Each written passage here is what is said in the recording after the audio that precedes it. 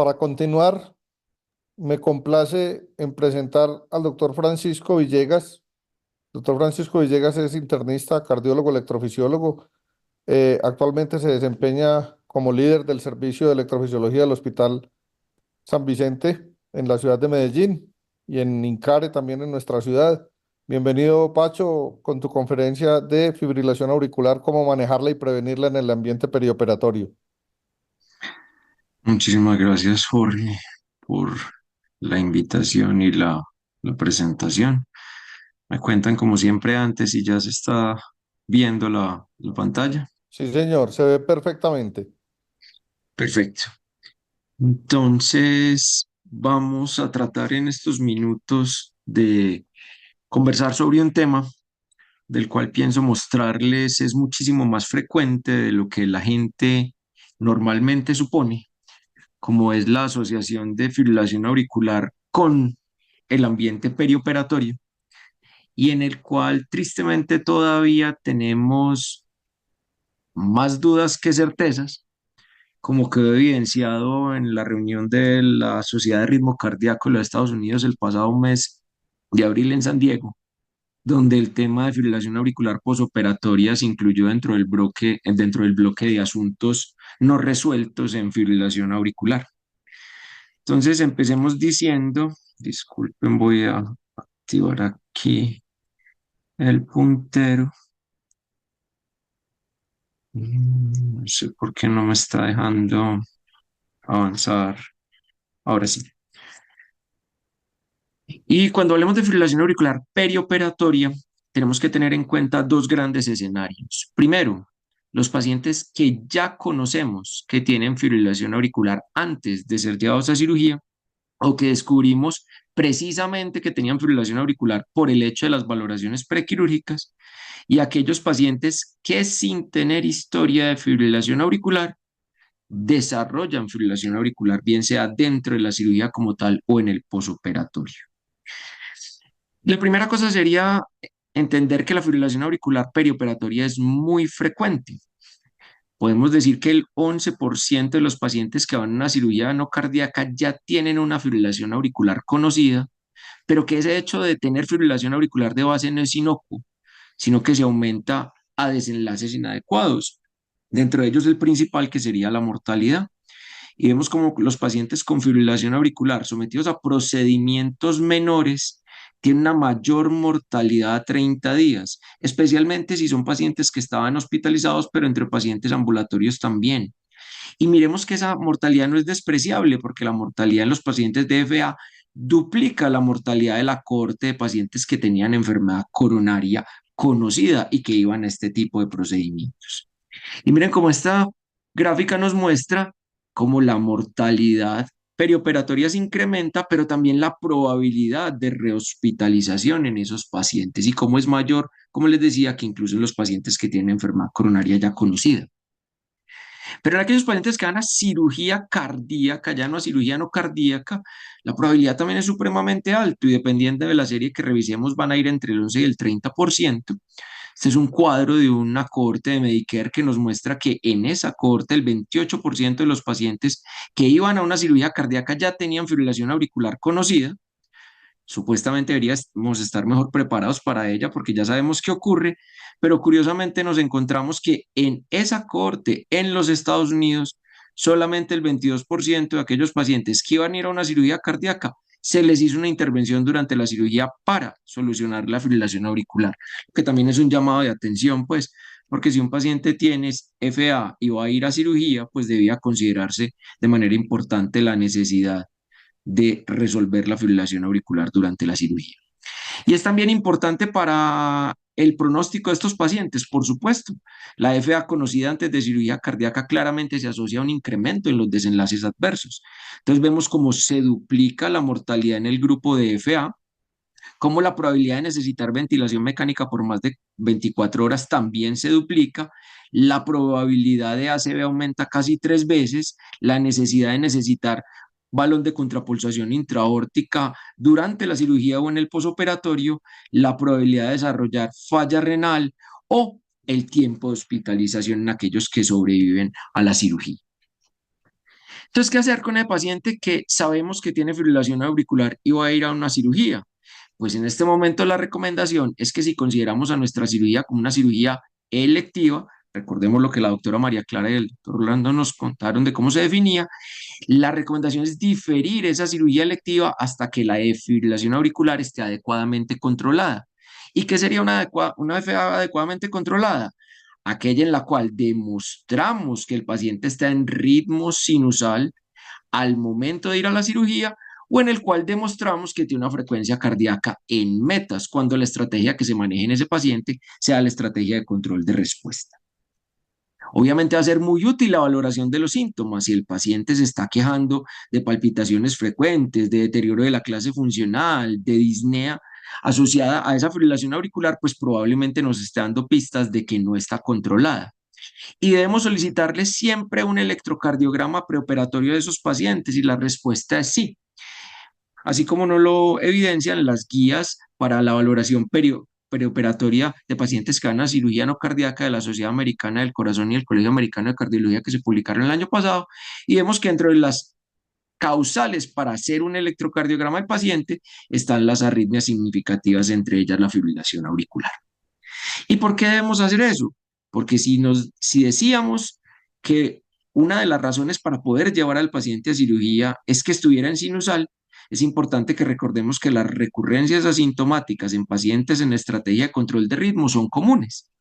Además, importante tener en cuenta que se deben continuar los medicamentos antiarrítmicos en el perioperatorio, que es una práctica usual y por supuesto desafortunada el suspender el antiarrítmico y sobre todo el beta bloqueador que venían recibiendo algunos de esos pacientes. Y es importante también entender que no se recomienda la cardioversión preoperatoria porque esto incrementa el riesgo tromboembólico que tendría nuestro paciente de base y dificultaría el manejo de la anticoagulación y del riesgo de sangrado que tendría. ¿Y cuáles son las metas de frecuencia cardíaca si el paciente no los tenemos en una estrategia de control de ritmo, sino de control de respuesta? Antes de la cirugía deberíamos propugnar por tener una frecuencia cardíaca menor a 100 latidos por minuto y en el posoperatorio inmediato podemos permitirnos valores de frecuencia cardíaca de hasta 120 y cuando el paciente ya salga de la hospitalización pues tendríamos los valores usuales de menos de 110 de control de respuesta de la frecuencia cardíaca. Pero ¿qué ocurre si no sabíamos que tenía fibrilación auricular y nos damos cuenta justo durante la valoración preoperatoria? Pues la recomendación siempre será buscar inicialmente factores de riesgo y condiciones sistémicas asociadas. Y como nos lo dicen esas mismas guías de valoración perioperatoria, se recomienda tratar todos aquellos potenciales disparadores que contribuyan al desarrollo de fibrilación auricular o de una respuesta ventricular elevada. Infecciones, anemia, dolor, trastornos electrolíticos, etcétera. Pero siempre recordar que si no sabíamos que el paciente tiene fibrilación auricular antes de una cirugía, debemos considerar esa fibrilación auricular nueva como una condición potencialmente inestable. Y la recomendación es posponer la cirugía electiva no cardíaca hasta haber realizado una valoración adecuada de nuestro paciente, que en fibrilación auricular siempre requiere la realización, además del electro, de un ecocardiograma y de búsqueda de causas potencialmente secundarias de esa fibrilación auricular.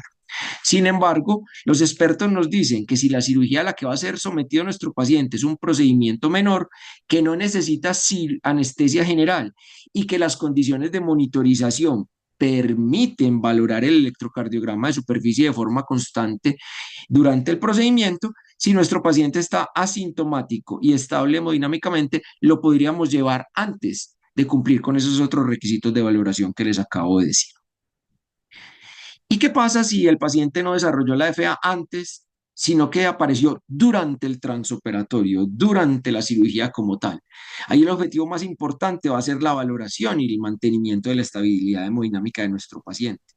Y como en cualquier FA, en cualquier contexto, si nuestro paciente desarrolla inestabilidad hemodinámica durante el transoperatorio, la cardioversión eléctrica se va a convertir en la herramienta fundamental para el manejo de ese paciente y de esa fibrilación auricular.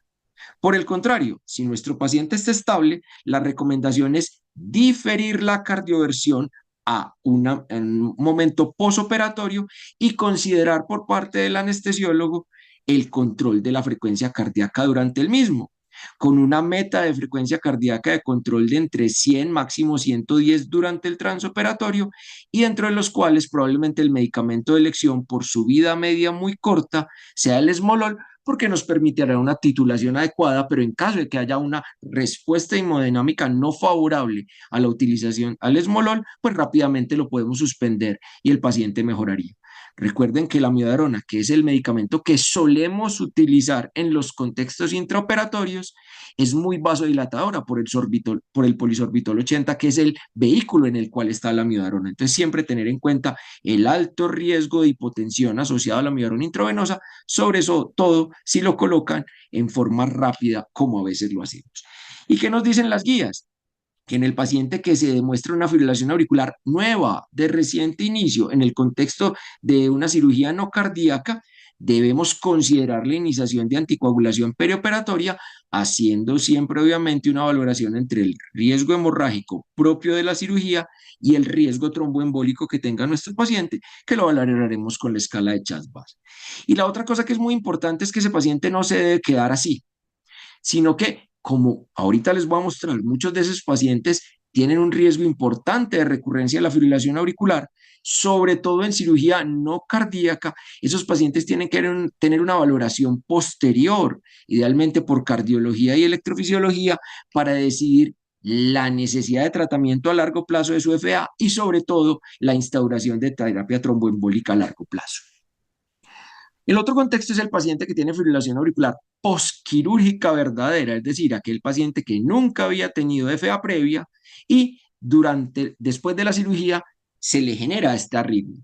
Y ahí nos vamos a encontrar que la fibrilación auricular posquirúrgica es la arritmia sostenida más común, luego de cirugía cardíaca, torácica y esofágica, con una incidencia que puede ir hasta el 50%.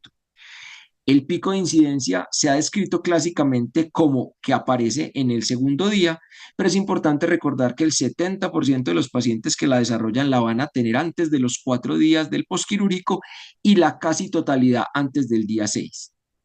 Y que al contrario de la realidad, hay un mito que nos dice que suele ser un problema pasajero y que a veces no necesita tratamiento, y vamos a tratar de mirar si eso es cierto. Y miremos que la probabilidad de desarrollar fibrilación auricular postquirúrgica después de cirugía cardíaca va a cambiar dependiendo de la cirugía a la cual se vea sometido nuestro paciente y estará alrededor del 25% en una cirugía de revascularización miocárdica simple, pero aumenta si vamos a cirugía de recambio valvular y si tenemos una cirugía en la cual se combine la revascularización más el cambio valvular, sobre todo si el reemplazo es de la válvula mitral, la probabilidad de desarrollar fibrilación auricular postquirúrgica supera al 50%. Y como les decía ahorita, el momento en el que se presenta el pico de FAPO, de fibrilación auricular postquirúrgica, varía.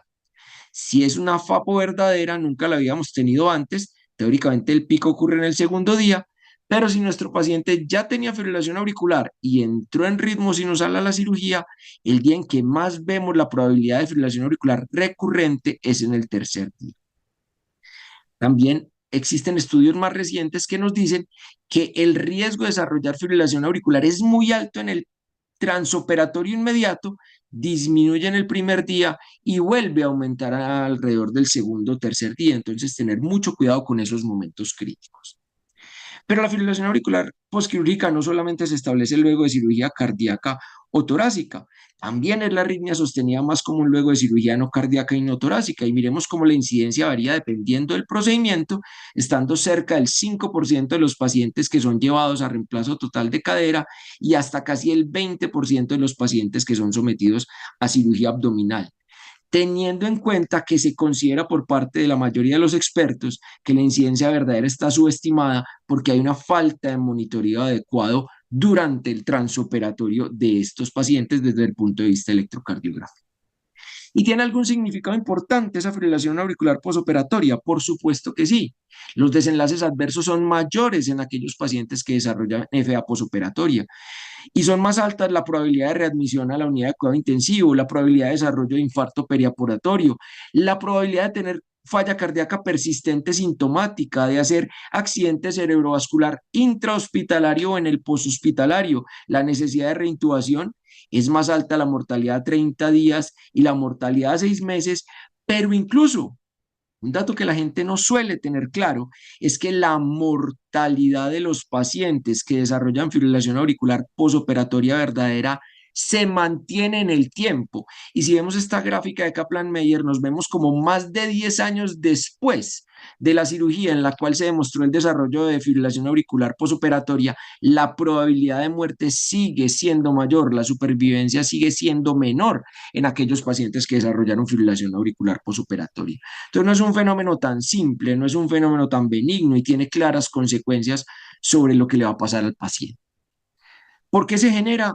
Existen montones de condiciones que hacen que durante una cirugía haya un fenómeno de insulto fisiológico sistémico que lleve a que se aumente la probabilidad de desarrollar fibrilación auricular.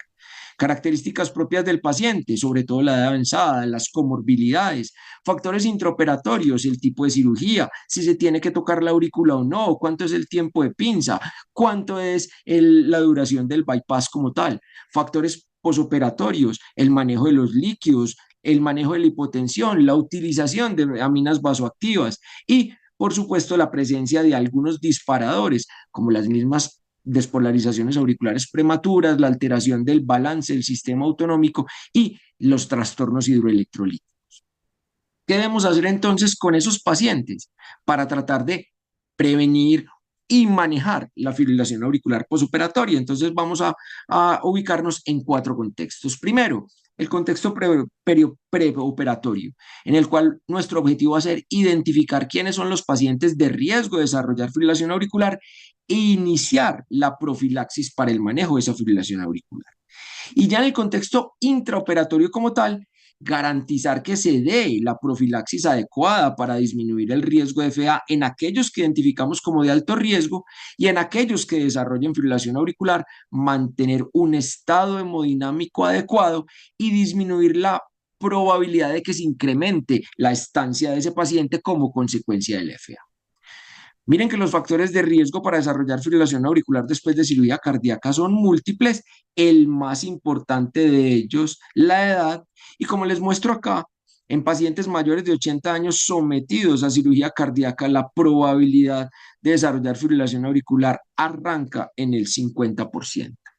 Estos son datos de nuestro servicio, de nuestro hospital que publicamos hace 2 años, en el cual valoramos en nuestros pacientes, en una cohorte entre el 2011 y el 2020, cuáles eran los factores de riesgo asociados a desarrollo de fibrilación auricular posoperatoria. Y encontramos que también en nosotros la edad avanzada, el género masculino, el antecedente de EPOC son factores asociados a mayor riesgo de desarrollo, la disfunción ventricular con una fracción de eyección menor del 45% y el tipo de cirugía, cuando hablando de revascularización quirúrgica, comparamos cirugía fuera de bomba con cirugía en bomba. La cirugía en bomba tiene más riesgo, pero el que se desarrolla la fibrilación auricular obviamente va a tener consecuencias, mayor necesidad de uso de antiarrítmicos, mayor necesidad de cardioversión eléctrica y una mayor proporción de pacientes con ventilación mecánica por un periodo de más de 24 horas, lo que claramente se relaciona con mayores costos para el sistema de salud. Entonces, ¿qué vamos a hacer antes de la cirugía? Como lo habíamos hablado, definir el riesgo para establecer las medicaciones, la profilaxis y cómo definimos el riesgo. Hay muchos scores, hay muchos puntajes, algunos específicos muy bien desarrollados como el POAF. Sin embargo, el ChatBus que todos ustedes conocen tiene una muy buena sensibilidad para predecir el riesgo de desarrollo de fibrilación auricular.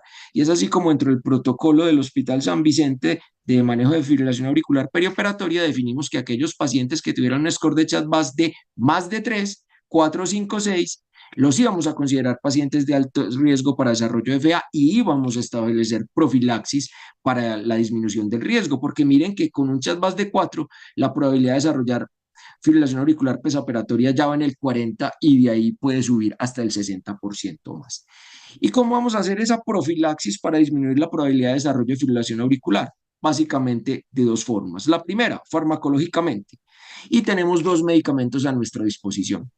El beta bloqueador, sobre todo muy importante si nuestro paciente lo venía recibiendo, no suspenderlo porque se incrementa de forma importante el riesgo de desarrollar fibrilación auricular perioperatoria, pero si no lo venía recibiendo, lo podemos iniciar en los 3 días previos a la cirugía.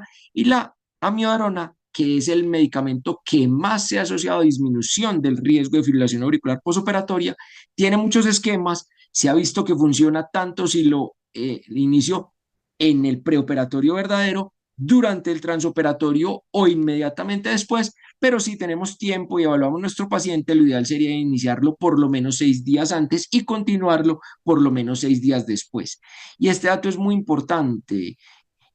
Hablar con nuestro cirujano para que considere que si el paciente es de alto riesgo, haga una pericardiotomía posterior. Es simplemente una incisión de más o menos 5 a 7 centímetros que va sobre el pericardio, entre la vena pulmonar inferior izquierda y el sitio donde el pericardio llega al diafragma.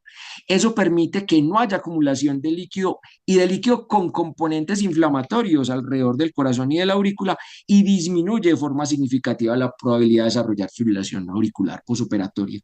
Y miren que los europeos están de acuerdo con los americanos en este sentido, que a veces no lo logramos que estén de acuerdo. Y las guías del 2024 de fibrilación auricular nos dicen que se recomienda la utilización de amiodarona perioperatoria para disminuir ese riesgo y la utilización de la pericardiotomía posterior. Le dio a nuestro paciente fibrilación auricular, ya la desarrolló. ¿Qué vamos a hacer? Siempre buscar factores precipitantes, porque a veces controlar el dolor, corregir los trastornos electrolíticos, disminuir la utilización de aminas vasoactivas, corregir la hipoxemia o la hipotensión, tratar la infección si está asociada o la anemia, y manejar la isquemia cardíaca si la o los trastornos tiroideos es la única estrategia que se necesita para lograr el control de la fibrilación auricular. Pero si pese a todo esto nuestro paciente sigue haciendo FA, pues entonces las alternativas son muy parecidas a las que tenemos en FA en un contexto no perioperatorio. Si nuestro paciente está hemodinámicamente inestable, pues debemos llevarlo a cardioversión eléctrica, pero si está hemodinámicamente inestable, podemos escoger cualquiera de las dos estrategias, control de ritmo o control de respuesta, teniendo como meta una frecuencia cardíaca menor de 100, porque la evidencia nos muestra que no existe diferencia significativa frente a la mortalidad entre estrategias de control de ritmo y estrategias de control de respuesta a corto plazo, ni en FA poscirugía cardíaca como es este metaanálisis, ni en FA poscirugía no cardíaca como nos lo muestra este otro metaanálisis. Por lo tanto, pueden escoger cualquiera de los dos tipos de manejo con total tranquilidad, que por lo menos frente al desenlace a corto plazo no habría diferencias en las dos estrategias. Nuestro paciente ya se va a ir para la casa, terminó el manejo, terminó nuestro cuidado sobre él, por supuesto que no. Y entonces vamos a tener dos escenarios. Aquí el escenario de la alta temprana, que va a ir hasta los 2 meses, donde lo que tenemos que hacer es continuar la estrategia de manejo que decidimos, bien sea de control de respuesta o de control de ritmo, para prevenir la probabilidad de readmisión y minimizar los síntomas. Y a largo plazo, tenemos que monitorizar adecuadamente a esos pacientes, tiene que seguir siendo visto por cardiología o idealmente por electrofisiología para hacer valoración de la recurrencia de episodios de FA y por ende definir quiénes tienen que seguir en anticoagulación. Y miremos cómo la Sociedad Europea de Cardiología nos recomienda considerar la anticoagulación en pacientes que desarrollen fibrilación auricular posoperatoria tanto después de cirugía cardíaca como no cardíaca, porque el riesgo de hacer accidente cerebrovascular o fenómenos tromboembólicos secundarios a la fibrilación auricular es alto. Como nos lo demuestra aquí esta gráfica, en el cual el grupo de McMaster nos muestra cuál es la probabilidad de recurrencia de fibrilación auricular luego de cirugía cardíaca, y miremos cómo a los 3 meses el 20% de los pacientes que tuvieron FAPO van a tener recurrencia de fibrilación auricular, pero como a los 12 meses el 30% de esos pacientes van a tener recurrencias de fibrilación auricular. Y este número es todavía más alto en pacientes que desarrollaron la fibrilación auricular asociada a cirugía no cardíaca, en el cual la probabilidad de recurrencia se incrementa hasta casi el 50%.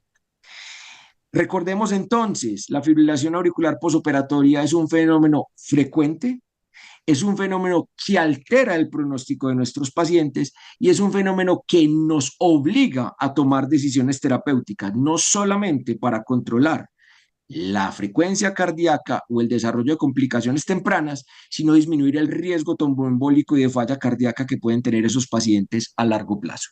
Muchas gracias. Excelente conferencia, Pacho. Excelente conferencia, mi hermano. Te agradezco mucho. Muy clara, muy concisa. Y hay unas preguntas en el chat para que por favor, que van dirigidas específicamente a tu conferencia, las puedas ir respondiendo en el transcurso